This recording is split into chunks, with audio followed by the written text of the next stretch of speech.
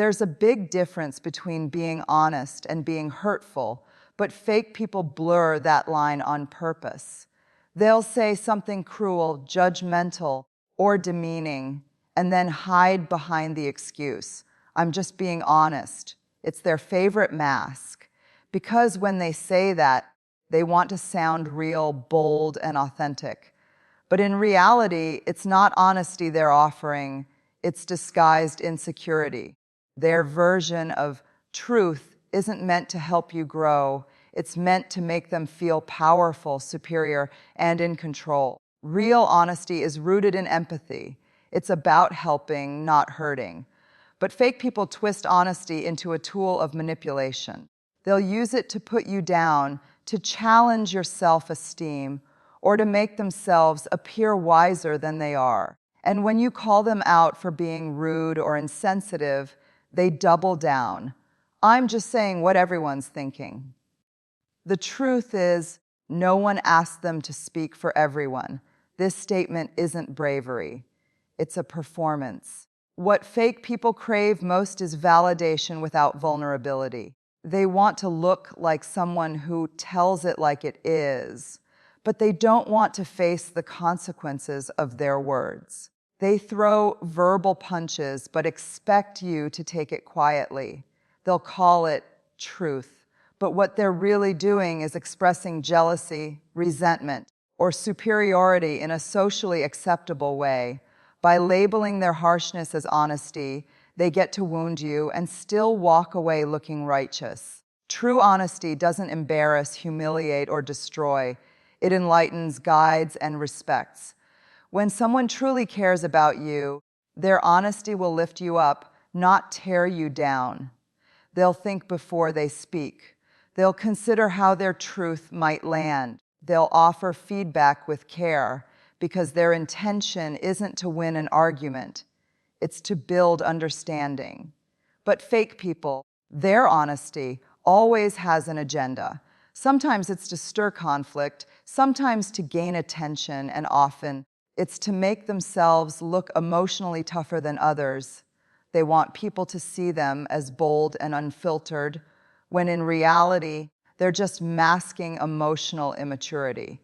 Here's how you can spot it when their honesty always seems one-sided, when it's never about self-reflection, but always about others' flaws. That's not truth, that's ego. When they can't handle honesty directed at them, that's your proof. A person who truly values truth doesn't fear it.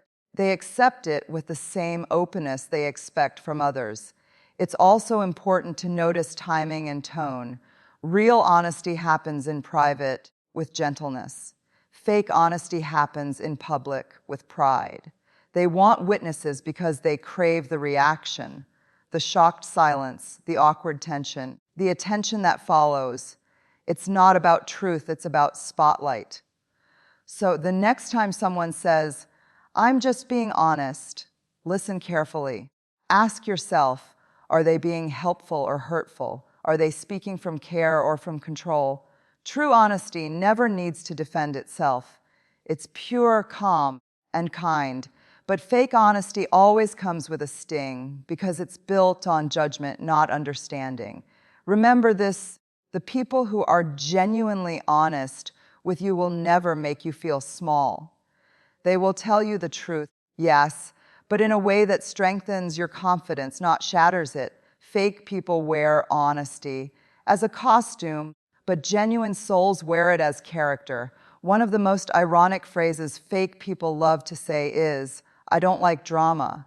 It sounds peaceful, mature, and emotionally stable, but more often than not, it's a carefully crafted disguise.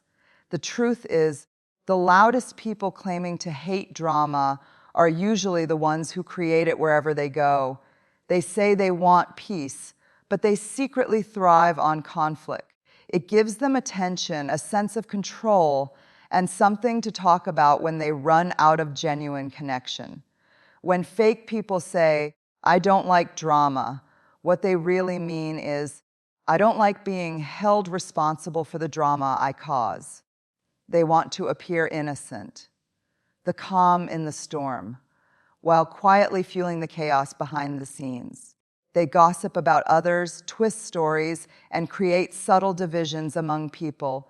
Then, when the situation explodes, they step back and act surprised, saying things like, "I can't believe this happened. I hate drama." In reality, they're not escaping it.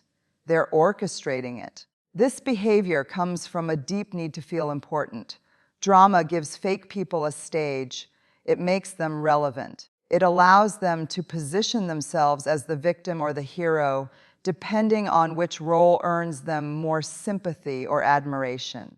And because they're skilled at playing both sides, it's often hard to catch them in the act. One moment they're comforting someone, and the next, they're the reason that person is hurting. Truly peaceful people don't need to announce it. They don't go around saying they hate drama because they're too busy building stability, trust, and understanding in their relationships. Their calm speaks louder than their words. They don't entertain gossip or involve themselves in unnecessary conflicts. They create quiet, not chaos. Fake people, however, are addicted to emotional noise. They use drama as emotional fuel. Without it, they feel empty or overlooked. You'll often notice that something is always happening around them, some misunderstanding, some feud, some crisis. And yet, somehow, they're never the cause. That's the signature of a drama magnet. They're always in the storm, never responsible for it. Another sign is how they talk about others. They often say things like, "Not trying to start anything, or don't tell anyone I said this, okay?" These small phrases are seeds of drama, and once planted, they grow fast. What's worse is that they pretend to be helping, acting like they're just sharing concerns. But their real motive is to keep emotional tension alive. When you confront them, they'll quickly play the victim. "Wow, I didn't mean it like that," or "You're taking it too seriously." They'll use guilt and confusion to shift blame away from themselves. Because drama magnets don't want resolution, they want attention. The best way to handle them: don't feed the fire. Don't get drawn into their games or defend yourself endlessly. The moment you stop reacting, they lose control. Remember, peace isn't found by avoiding all conflict. It's found by avoiding fake people who live off it. So the next time someone insists, "I don't like drama," watch their actions, not their words. Do they bring calm energy or emotional turbulence? Do they solve problems or spread them? Real peace doesn't need an announcement. It's quiet, steady, and sincere. Fake peace, on the other hand, is loud, performative, and temporary because deep down, they need drama to feel alive. There's a special kind of danger hidden in the words, "I heard something about you." On the surface, it sounds innocent, maybe even concerned, but when you look deeper, it's often the opening line of manipulation. Fake people use this phrase as their entry point into gossip, drama, and control. It gives them power. It positions them as someone who knows something others don't, and that illusion of insider knowledge feeds their ego. When someone starts a conversation like this, they're not usually trying to protect your reputation. They're trying to shape it. They want to see your reaction, to test your emotions, to gather information they can twist later. It's a social trap designed to create confusion and distrust. By acting like they're sharing a secret, they make you feel like you owe them gratitude or loyalty. But the truth is, what they're really doing is planting seeds, seeds that grow into misunderstanding, insecurity, and isolation. Fake people live off gossip because it gives them something real connection never could control without vulnerability. When you gossip, you don't have to expose your true self. You just have to expose others. That's why fake people thrive on it. They can appear social, interesting, even trustworthy, all while never revealing who they really are. They'll tell you, I don't like to talk about people, but, and then do exactly that. They'll claim they're just letting you know or trying to warn you, but deep down, they enjoy the emotional reaction it creates. The tragedy is that gossip often disguises itself as concern. Fake people pretend they care about your well-being. I thought you should know what people are saying, but their tone gives them away. It's not empathy you'll hear in their voice, it's satisfaction. They like being the messenger because it makes them important.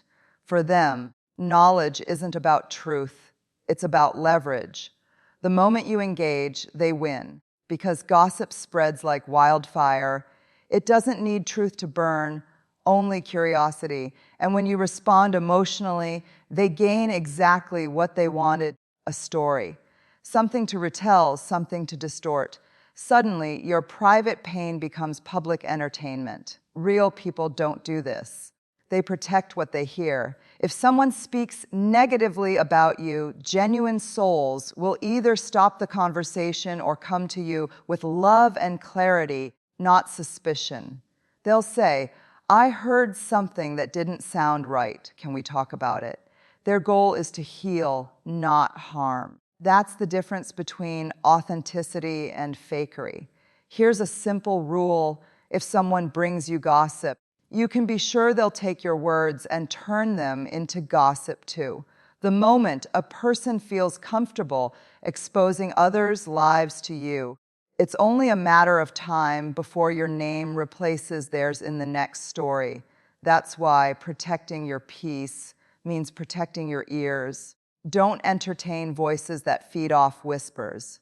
You deserve to be around people who speak truth to you, not about you. The ones who defend your name when you're not around, those are your real ones. The rest, they're just tourists in your life, passing through to collect stories. So when you hear, "I heard something about you," don't panic, smile politely, and walk away. That phrase doesn't deserve your energy. Let them talk, and while they waste their breath on rumors, you'll be busy building a life that makes their gossip irrelevant. Because nothing silences fake people faster than your quiet success and unbothered peace. Few phrases cut as deeply as the words, "You're too sensitive."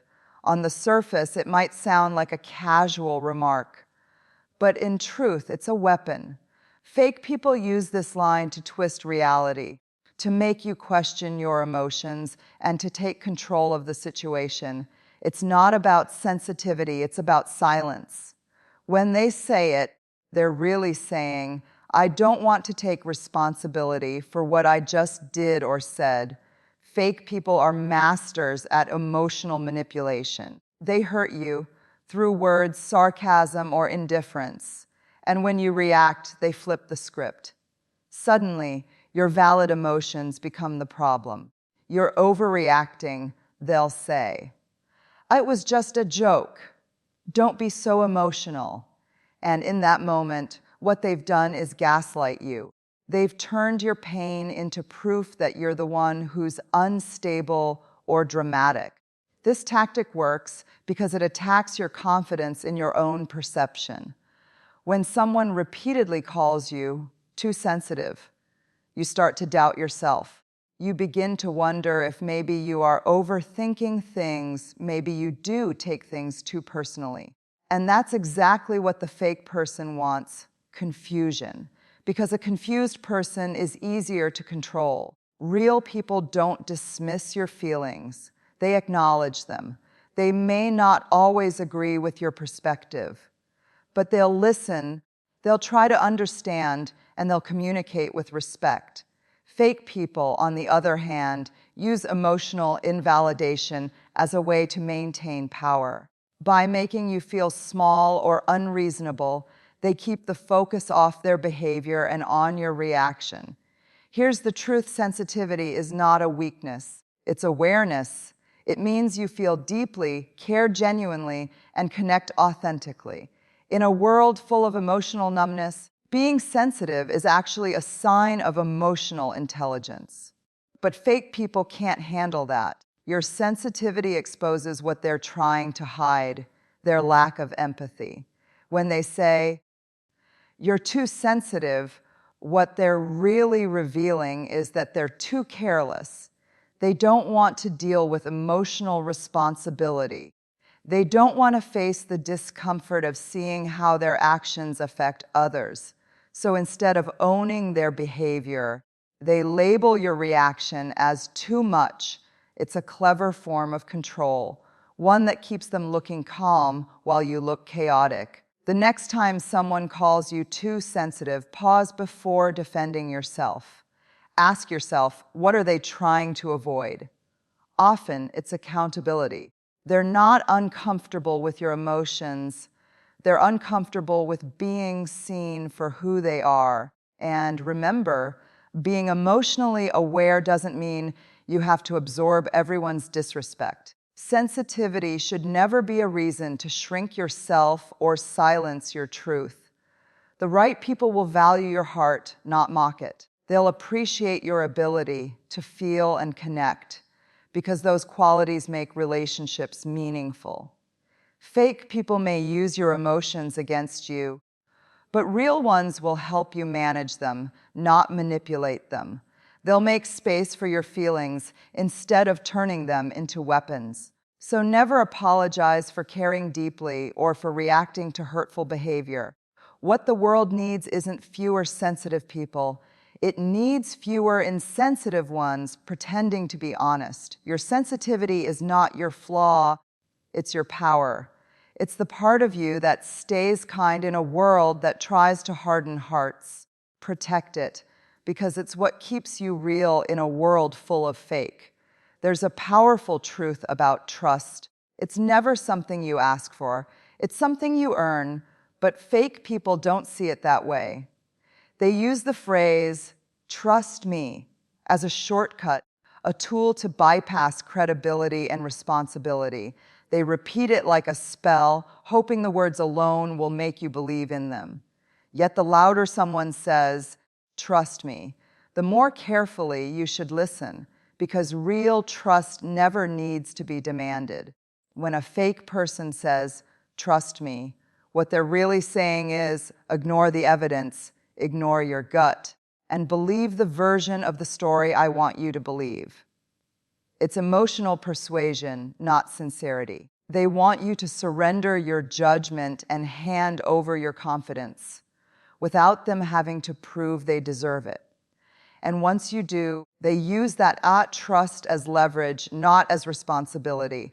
Real people understand that trust grows slowly. It's built through consistent actions, honesty, and respect. But fake people don't want to do that work. They want instant credibility, instant forgiveness, instant loyalty. They'll look you straight in the eyes and say, "trust me," even when their actions scream the opposite.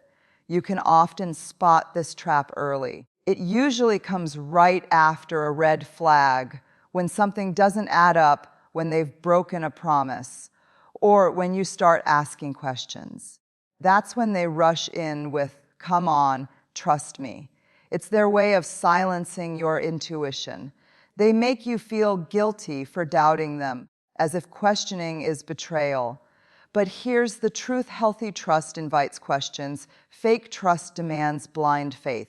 The most dangerous part about this phrase is how convincing it can sound.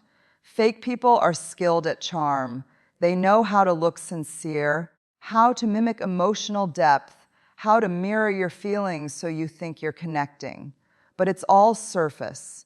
It's performance, not presence. They rely on words because they lack substance.